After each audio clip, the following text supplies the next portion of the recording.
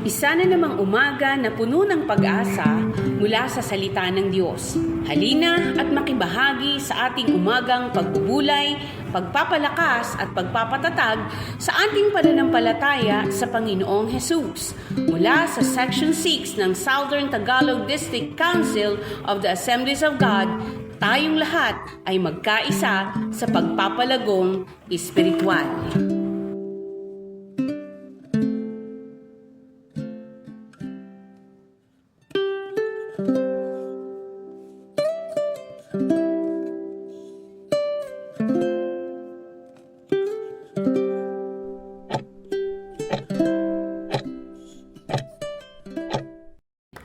Isa pong muling mapagpalang araw sa bawat isa sa atin.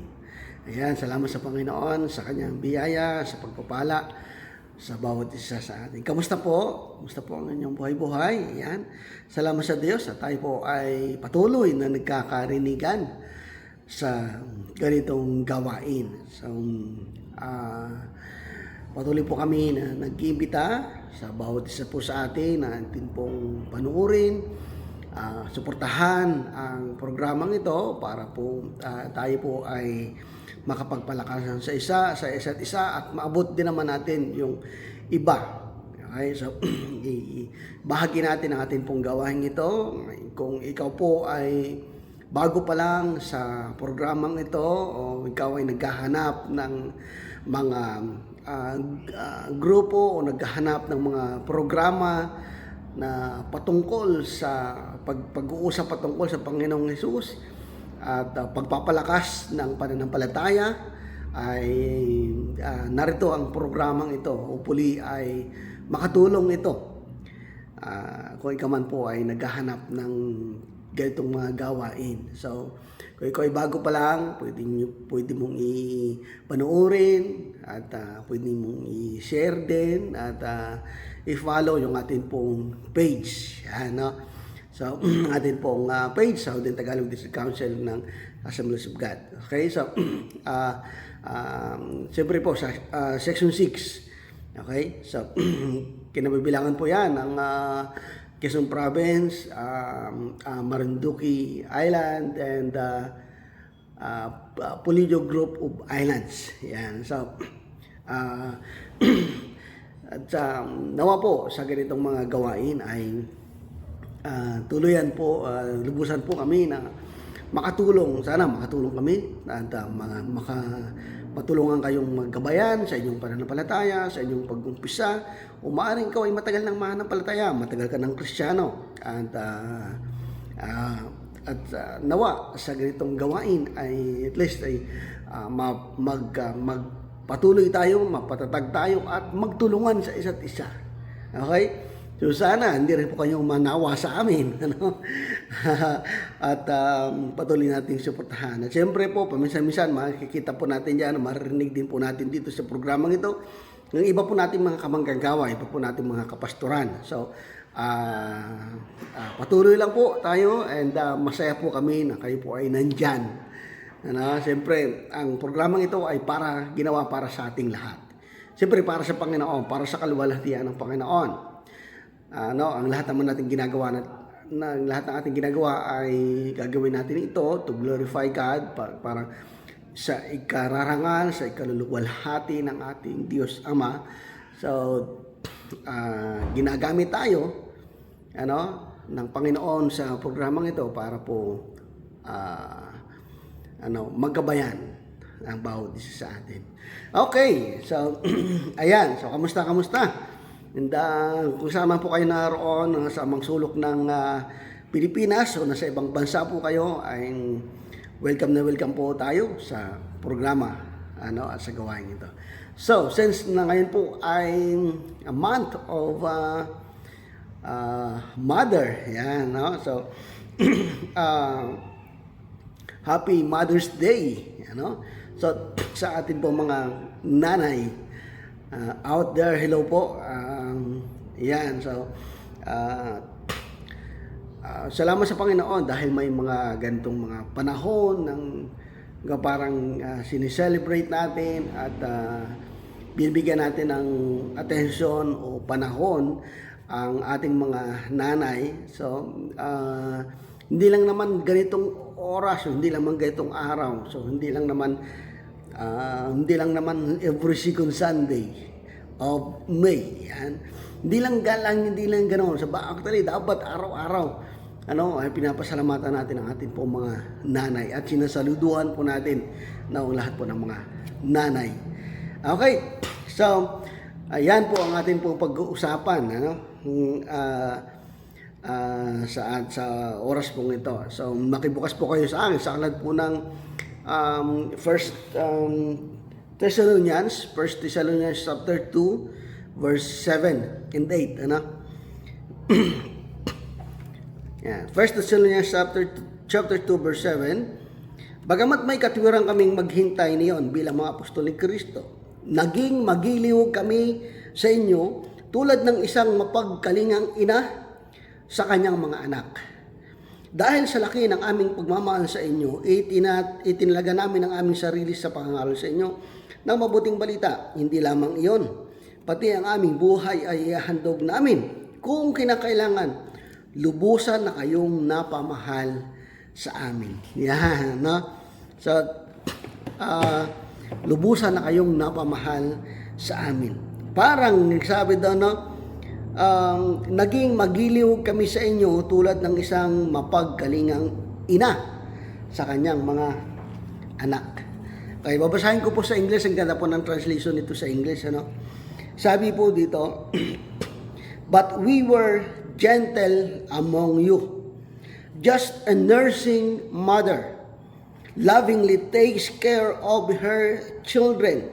We yearned over you with such affection that we were willing to give to you not only the gospel of God but also our own lives because you were there to us. Okay, so yan po ang ating pong pag-usapan ngayon is in-demand job of a mother. Yan. In-demand job of a mother. Alam niyo po, sa totoo lang, hindi po matatawaran ang trabaho o ang galing at ang husay ng mga kababaihan ng atin pong mga kananayan. Kahit saan pong larangan, lagi pong mayroong kababaihan. Kahit po sa church, ang mas lamang o mas marami na nasa loob ng simbahan ay mga kababaihan, mga kananayan. So, lagi pong outnumber yung mga katatayan sa loob ng church. So, lagi pong mas marami ang mga kananayan o kababaihan. By the way, so sinasaluduhan natin yan. At malaki ang papel na ginagampanan ng mga nanay at napaka-unique ang paglikha ng Diyos sa mga babae.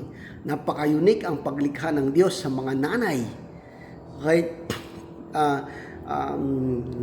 Kaya po, kung bibilangin natin at kung titingnan lang natin maigi at parang namnamin natin o limilimiin natin ang buhay ng isang ina, napakahirap po ng trabaho ng mga nanay. In-demand job of a mother. Una is nurse.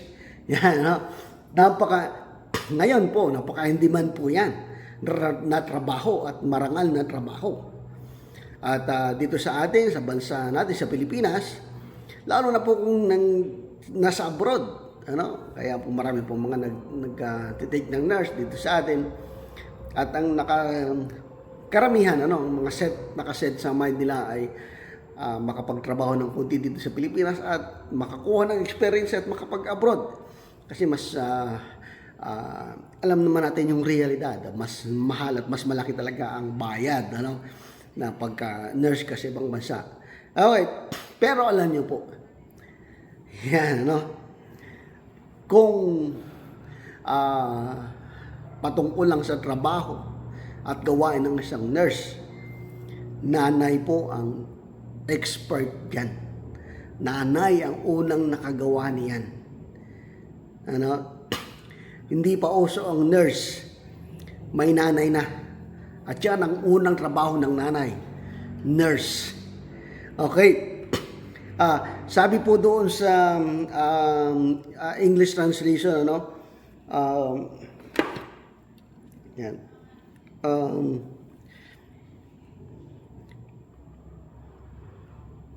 But we were gentle among you, just a nursing mother. Okay? Lovingly takes care of her children. Lovingly takes care of her children like a nursing mother. Yan, no? In-demand job of a mother is nurse. Okay?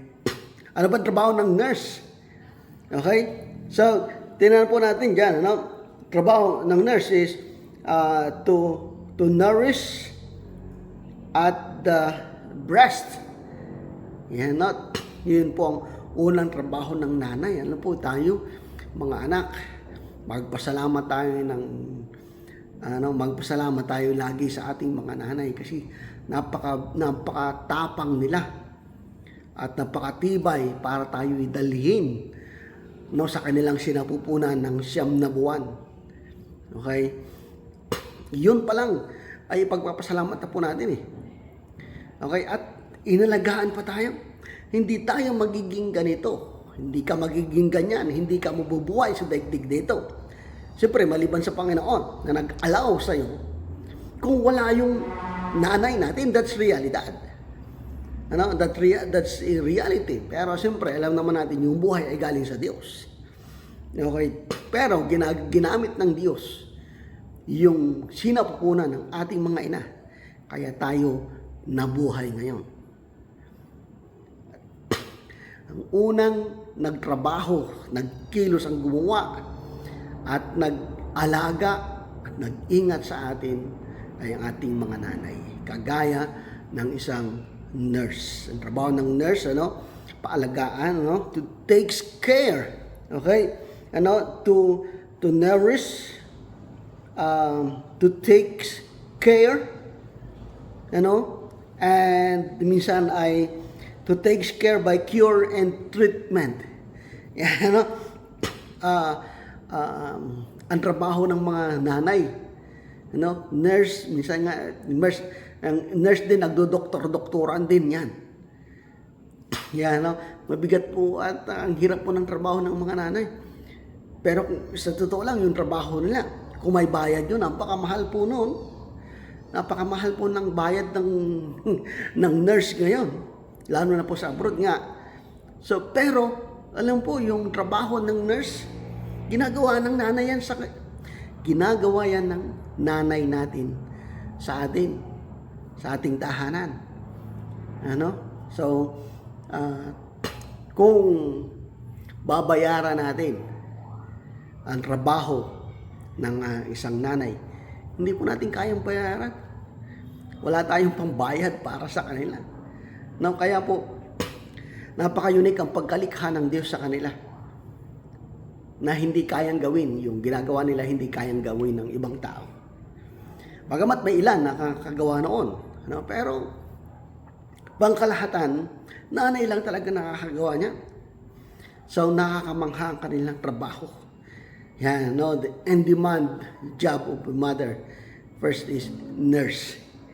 Yan, So, hindi lamang yun, kundi to assist, para tayo ay alagaan, para tayo ay bantayan. Yan ang trabaho ng nanay. Bantayan, alagaan tayo hanggang tayo lumaki. Gaano katindi na sakripisyo ng ating mga nanay sa atin. Sa totoo lang, grabe yung kanilang puso. Yung puso ng isang ina, napakagrabe yun, hindi matatawaran. Yung pagpapalaki, yung sakripisyo na ginagawa niya sa mga bata, sa mga sanggol. Nanay lang nakagawa po niyan eh. Okay? So, pangkalahatan. Bagamat mayroon namang talagang hindi din naman natin masisisi. May mga nanay din na hindi kinakaya o kaya naman ay isiniinulwalang, ano, at pinababayaan na. Pero the fact na yun ay binuhay niya pa rin, ay grabe pa rin yung kanyang sakripisyo. Ganun ka grabe yung trabaho ng mga nanay. Yan, no? So, ang unang trabaho ng nanay, naging nurse ang nanay natin sa atin. Mula pa sa ating pagkabata. Actually, hanggang ngayon nga eh. Yan. Hanggang ngayon nga, kahit malaki ka na, nagiging nurse pa rin yung nanay natin sa atin. Okay, so, minsan nagiging manggagamot din yan. Minsan yung mga tapal-tapal, mga dahon-dahon. Kung talagang walang-wala na talaga, biglang nagkaka-doktor-doktoran yung mga yan. Di ba? So, ganyan trabaho ng mga nanay. At sinasaluduhan natin yon. At grabe yun napaka-unique ng paglikha ng Diyos sa kanila. So, salamat po sa ating mga nanay. Okay, so, patuloy tayong magpasalamat, mga anak, mga nanonood. So, i-share po ninyo ito. Kung kayo po mga nanay ay nakikinig at nanonood sa gawain ito, i-share po natin na mapakinggan din po ng ating mga anak. So, salamat po sa mga nanay na nag-alaga at nag-asikaso sa amin. Kaya po kami ganito, kaya po kami nabuhay, kaya po kami namulat sa daigdig nito dahil mayroong mga nanay na naging nurse sa amin. Nag-alaga, nagpakain, at nagbantay. Salamat po ng marami. Tayo po ay manalangin. Panginoong Diyos, kayo po ay nagpapasalamat sa araw nito. Sa muli po ay sa iyong pag-iingat, sa iyong pangunguna, Panginoon, sa amin. Salamat sa kagalakan na mayroon kami, Panginoon, sa bawat araw. Hindi namin tiyak ang bawat araw, Panginoon, pero salamat po dahil nandiyan po kayo na siyang nagbibigay ng katiyakan sa amin, na siyang nagbibigay ng pag-asa, na siyang nagbibigay ng proteksyon, na siyang nagbibigay ng kagalakan. Salamat po ng marami. Nagpapasalamat po kami sa aming pong mga nanay. Salamat po sa kanilang mga buhay. Salamat po dahil nilikha mo sila ng napaka-unique, na binigyan mo ng trabaho na sila lang ang nakakagawa. Salamat po sa kanilang sakripisyo para sa amin. Salamat po ng marami. Panginoon, dalangin po namin na ikaw ang patuloy na magpatatag at magpalakas sa amin pong mga kananayan. Ingatan mo po sa Panginoon sila, ilayo sa anumang uri sakit at karamdaman upang, Panginoon, patuloy pa nilang magawa at magampanan ang kanilang mga gawain sa bawat araw. Sa loob ng tahanan, pag-aalaga at pag-asikaso ng kanilang sambahayan. Salamat po ng marami. Lord, ingatan mo po ang lahat ng mga nanay. Ano man po, Panginoon, ang kanilang mga pinagdadaanan, ano man po kanilang mga problema, ano man po kanilang mga isipin, o mga pagsubok na kinakaharap sa oras pong ito, in the name of Jesus. Nawa, Panginoon, bigyan mo ng kagaanan ng pakiramdam ang aming pong mga nanay, ang aming pong mga kananayan. Bigyan mo, Panginoon, ng maalwan na pakiramdam, maayos na pakiramdam, at ilayo hanggat maaari, Panginoon, sa mga malulubhang sakit at karamdaman. Yung kanila pong mga lakas, patatagin mo, Panginoon, i-renew mo, Panginoon, yung kanilang strength, at ma-enjoy pa niya, Panginoon, ma-enjoy pa nila ang buhay na ito, at makita nila, Panginoon, yung bunga, malasap nila yung bunga ng kanilang sakripisyo para sa kanyang pamilya. Salamat po ng marami. Ama, nagpapasalamat po kami at nagtitiwala po dahil kayo ang Diyos na gumagabay higit sa lahat ng bagay. Ingatan mo po kami. Hindi po namin kayang manatili sa daigdig nito kung wala kayo sa aming buhay. Kaya po, tulungan mo po, samahan mo po kami. Salamat po ng marami. Lord, kung may mga pagkakataon naman po nagkulang kami para sa aming mga nanay, sa mga tahanan, mga ina sa tahanan, patawarin po kami at patuloy namin makita yung kahalagahan ng mga nanay sa loob ng tahanan. Salamat po ng marami. Muli po ay pinagkakatiwala naman sa iyo ang aming mga buhay at gabayan kami, Panginoon. Muli aming tinatanggap ang mga biyaya at ang mga pagpapala na inihanda mo sa amin sa araw nito. Sa inyo ang lahat ng papuri at pasasalamat sa pangalan ni Jesus. Amen and amen. Salamat po ng marami. God bless us all. Ingat po tayong palagi.